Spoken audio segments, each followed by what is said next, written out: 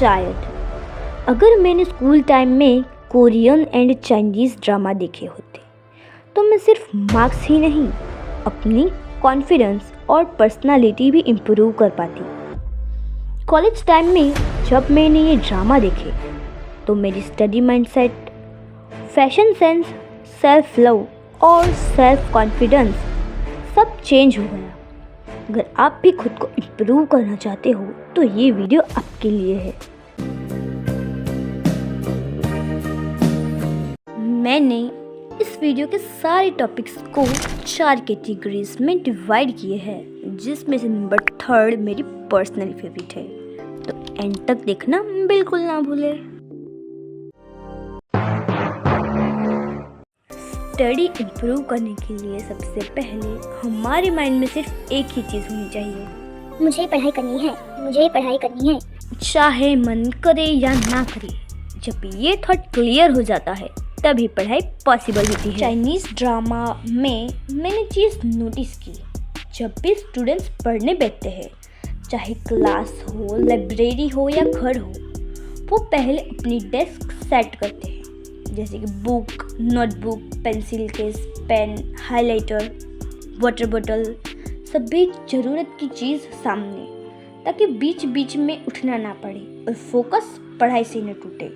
मैंने भी वही ट्राई किया, डेस्क रेडी, फ़ोन दूर और ऑनेस्टली कंसंट्रेशन अपने आप बेटर हो गया। चाइनीज़ ड्रामा मीटिंग यू में मैंने देखा एक स्टूडेंट जो अपनी दोस्त के लिए इतने परफेक्ट नोट्स बनाता है कि जो चीज़ें मुश्किल लगती थी वो एकदम इजी हो जाती है। तब मुझे समझ आया, अच्छे मार्क्स के लिए परफेक्ट नोट्स बनाना बहुत ज़रूरी है। हमारे लिए कोई परफेक्ट नोट्स बनाएगा क्या? नहीं डुग्गी, हमारे लिए नोट्स कोई और नहीं, हमें खुद ही बनाने पड़ते हैं। जब हम अपनी लैंग्वेज में अपनी समझ के हिसाब से नोट्स बनाते हैं तब पढ़ाई इजी भी होती है और याद भी रहती है KNC ड्रामा देखकर। मैंने और भी छोटी छोटी लेकिन पावरफुल स्टडी स्ट्रेटजीज सीखी। लाइव ऑन के ड्रामा से मैंने टू डू लिस्ट बनाना सीखा और टाइम पर ख़त्म करना सीखा। Embracing the stars together C drama में मैंने देखा ग्रुप स्टडी, हेल्पफुल फ्रेंड्स और पिछले पेपर्स के हिसाब से कम टाइम में स्मार्ट पढ़ाई करके अच्छे मार्क्स लाना। मैं डेस्कमेट सी ड्रामा जिसमें मैंने देखा कि एक दोस्त अपने दोस्त को पढ़ाता है, टेस्ट लेता है और जब वो पास करती है तो उससे रिवॉर्ड भी देता है। 50 सच में कोई मुझे भी रिवॉर्ड देगा क्या? अरे डुग्गी, वो ड्रामा है, रियल लाइफ में तो हमें खुद को ही रिवॉर्ड देना पड़ता है। और यही मैंने कोरियन एंड चाइनीज़ ड्रामा से सीखा कि पढ़ाई प्रेशर नहीं, स्मार्ट प्लानिंग का गेम है। अगर आप चाहते हो इस स्टडी स्ट्रेटजी टॉपिक पर पूरा डिटेल्ड वीडियो तो कमेंट में स्टडी लिख देना, मैं नेक्स्ट वीडियो इसी पर बनाऊंगी। KNC ड्रामा सिर्फ लव स्टोरीज ही नहीं दिखाते, ये हमें सेल्फ कॉन्फिडेंस भी बहुत अच्छी तरह समझाते हैं। जिससे एवरीवन लव्स मी में एक लड़की होती है जिसे एक लड़का रिजेक्ट कर देता है। पहले उसे दुख होता है, खुद पर डाउट होता है, लेकिन फिर वो समझ जाती है कि उसकी वैल्यू किसी और के एक्सेप्ट करने से डिसाइड नहीं होती। वो धीरे धीरे स्ट्रांग बनती है, खुद के साथ खुश रहना सीखती है और वहीं से उसका रियल कॉन्फिडेंस स्टार्ट होता है। 60 उसका मतलब ये है कि अगर कोई हमें रिजेक्ट करता है तभी हमें सेल्फ कॉन्फिडेंस आता है। उफ, मेरी पागल दुखी, सेल्फ कॉन्फिडेंस का मतलब कोई हमें रिजेक्ट करे तब आए ऐसा नहीं है। जब हमें खुद पर ट्रस्ट होता है, हमें फर्क नहीं पड़ता कि कोई हमारे बारे में क्या सोचता है, तब सेल्फ कॉन्फिडेंस हमारे अंदर खुद ब खुद आ जाता है।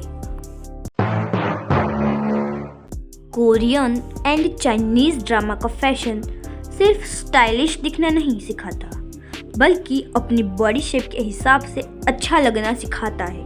उनके आउटफिट्स में हम अक्सर देखते हैं सॉफ्ट कलर कॉम्बिनेशंस। मैंने देखा है वो लोग ओवरसाइज शर्ट या टी शर्ट्स जिसे या तो फ्रंट टक किया होता है या थोड़ा सा इन करके क्लीन लुक दिया होता है। फैशन का मतलब होता है आइडिया लेना और अपने बॉडी शेप के हिसाब से उसे अप्लाई करना। अगर बॉडी थोड़ी कर्वी है तो लूज टॉप और फिटेड बॉटम अच्छा लगता है। अगर बॉडी स्लिम है तो ओवरसाइज्ड आउटफिट को टक करके स्ट्रक्चर दिया जा सकता है।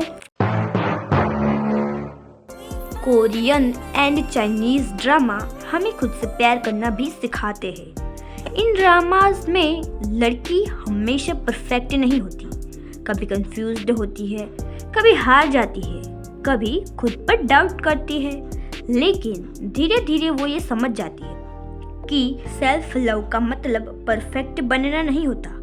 सेल्फ लव का मतलब होता है खुद को समझना और एक्सेप्ट करना, चाहे रिजेक्शन हो या फेलियर या एक्सेप्टेशन का प्रेशर।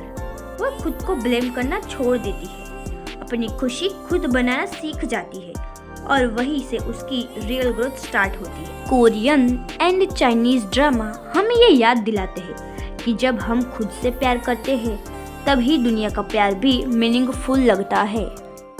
अगर ये वीडियो आपको थोड़ा सा भी रिलेट हुआ हो तो कमेंट पे अपना फेवरेट टॉपिक ज़रूर लिखना और वीडियो पसंद आई हो तो लाइक, शेयर और सब्सक्राइब करना बिल्कुल मत भूलना और मिलते हैं नेक्स्ट सैटरडे 2 PM। बाय।